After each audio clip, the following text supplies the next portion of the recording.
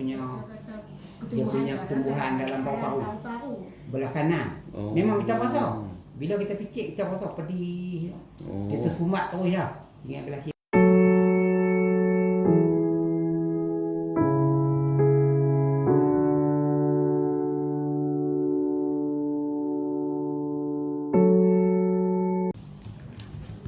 Rasa kebaikan seminggu kena kemo.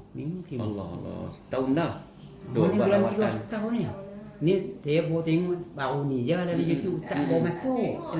Belum ni tak. Bukan tak ada. Ni tengok terus. Jadi kita puasa lain kan. Ya kalau dah yang duk buat. Yang duk buat kemo pasal apa?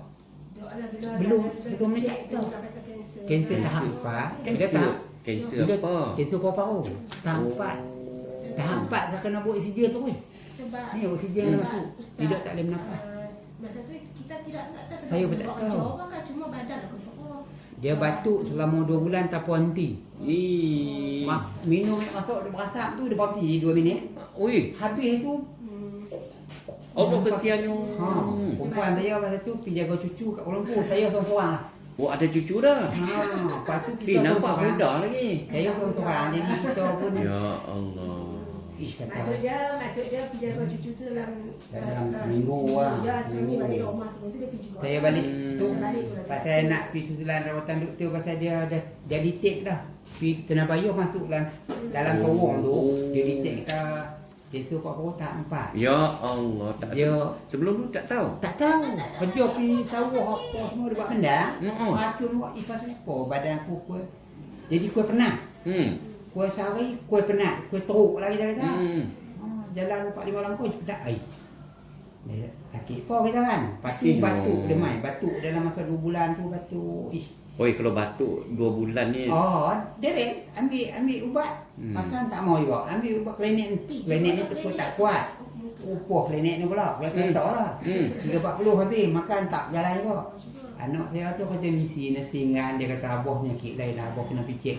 Masuk dalam tu baru dia scan baru nampak. Kena pergi hospital lah nak. Jangan duk makan ubat ni tak boleh dah. Dia penyakit dalaman ni dia bukan ubat batuk yang boleh lawan dia. PP tu jumpa lah benda tu 4 kali 5 cm 4 kali 5 dia punya pertumbuhan dalam paru-paru belah kanan. Memang kita rasa.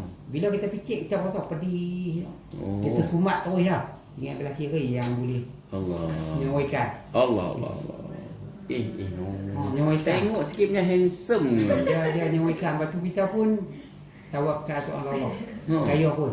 Main kita tawakal Allah nak ketiak ya Allah. Yalah. Tapi masa tu YouTube Ustaz tak keluar ni dalam telefon tak ada lagi. Kita pun Ustaz lah. Bukan bandar ni telefonnya. Ya. Tengok ni saya pun ingat. Allah kesiannya. Tak apalah. Dia kacau ke semua ni. Kacau ke Bukan semua. ni, dia kacau ke semua. Ustaz. Baru ni lah macam nak makan macam Tak boleh. Kita makan dia tenang keluar. Dia makan dia tenang keluar. Jadi gitu saya makan benda keras tak boleh langsung. Kena makan muih hari-hari. Ya Allah. Baru dah sebulan. Dalam sebulan ni kot. Muih pun kena cerai sungguh. Kalau muih tu blender ada biji-biji tak boleh. Kita makan sup dia tendang. Macam dia ada apa? Dalam ni gas. Kita makan dia tenang keluar. Ya Allah kesiannya. Jadi badan ku tu lah kita makan muih ni bukan kenyang tau mana. Pasal ayak yang banyak. Tapi kita tak blender sampai hancur jadi ayak. Kita tak telan tak boleh. Tak mau masuk. Kita baca yang Ustaz Abang tu iza arada syai'a ayaqul lahu kun. Niat dalam tu kan muih 4-5 kali. Nak makan sebelum makan tu. Niat hati tak jalan juga. Saya ku ada benda lain tu dia kacau tang tu dia tendang keluar dia kacau. Saya pun tak tahu. Harap-harap Allah Ta'ala ni dia betul lah. Yang Ustaz jumpa Ustaz kot lah ada gangguan. Saya pun tak tahu kerana kita pun tak belajar cara begitu kan. Takut. Ya, baik. Benda iblis ni dia begitulah kita mayang pagi petang tapi tak tahulah benda apa dia kacau kita. Dia benda halus kita tak tahu nak dia tunggu hari tunggu hari nak masuk tapi kita berdoa ya Allah Tuhan setiap kali waktu mayang pemudahkan Allah kerja buat bagi kita mayang apa semua bagi mudah janganlah bagi sampai duduk mayang kena tidur mana apa tak nak boleh berdiri bagi elok. Saya niat setiap kali begitulah. Tiap-tiap waktu. Ni jawapannya ada kat saya dah ni.